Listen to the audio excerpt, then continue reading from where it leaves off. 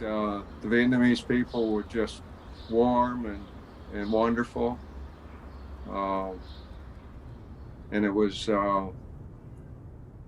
hard to see them living through the many years of turmoil and war that they grew up with. They knew nothing but war because they've been involved with war since uh, the 1950s and the 1940s, with different countries occupying them. Um, and before we were there, the Japanese, um, the French, uh, and the country was torn apart. The bridges, the infrastructure was basically demolished, and the people were just making do with what they could do. The local villages uh, would support themselves from the land, basically. They lived off of the land. Um, Sometimes they didn't have access to get to their larger cities for long periods of time. Um, and so you could see that it was hard on them. For several months, as I was going down to the village to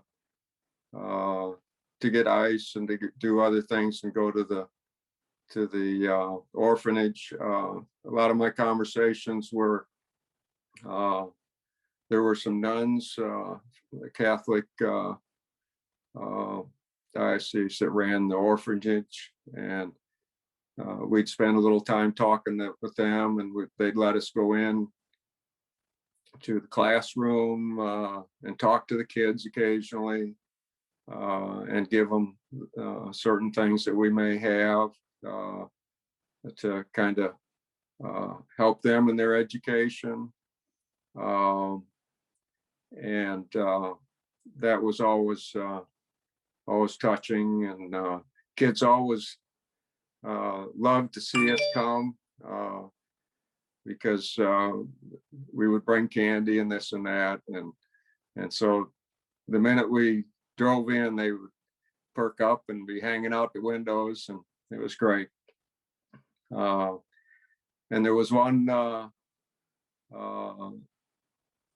location downtown where we would buy ice, and little girl, maybe 10, 12 years old, she took care of the ice for her mother, and she would she was like a lemonade stand that we would have here in the country, and she would be right out at the edge of the road and selling ice.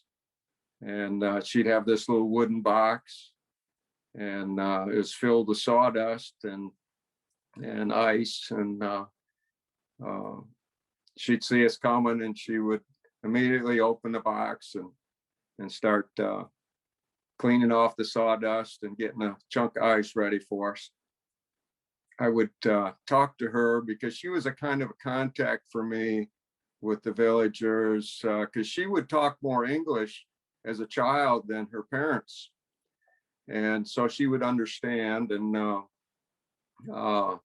occasionally I would want to trade something for some handmade construction tools like block planes and old saws and stuff that the Vietnamese would make themselves as construction tools. And I thought those were kind of neat. And so occasionally, and I brought some of those back to the States with me. And so she would trade things for various things and get me some tools once in a while, some old Vietnamese tools. So that was kind of my relationship with some of those folks. One time in particular where I was out with the South Vietnamese regular troops for about 30 days on a hill, and we were building a complex for them. And we had a bulldozer dropped in with a big crane helicopter, and we cleared away the forest around the top of the hill, creating lines of fire and lines of sight so that they could see enemies coming up the hill. And then we built a bunker complex on the top of the hill for them. And so we were out there for a long time. There was about 7 of us, and they had about 15 to 16 South Vietnamese regulars, and that would change from time to time. Some would come and some would go. But we interacted with them daily as if they were part of our unit. They were very curious and wanted to learn English, as well as us wanting to learn some of their language. So in the evenings, we would talk and play some games and card games and this and that, and they'd always want to be a part of that. They would make us meals, make Vietnamese, whatever they were eating, they would share with us their Vietnamese cooking, and we would share our field rations with them. So at the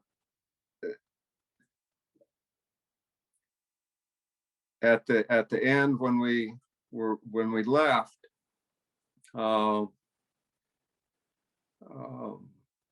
they served up a great meal for us.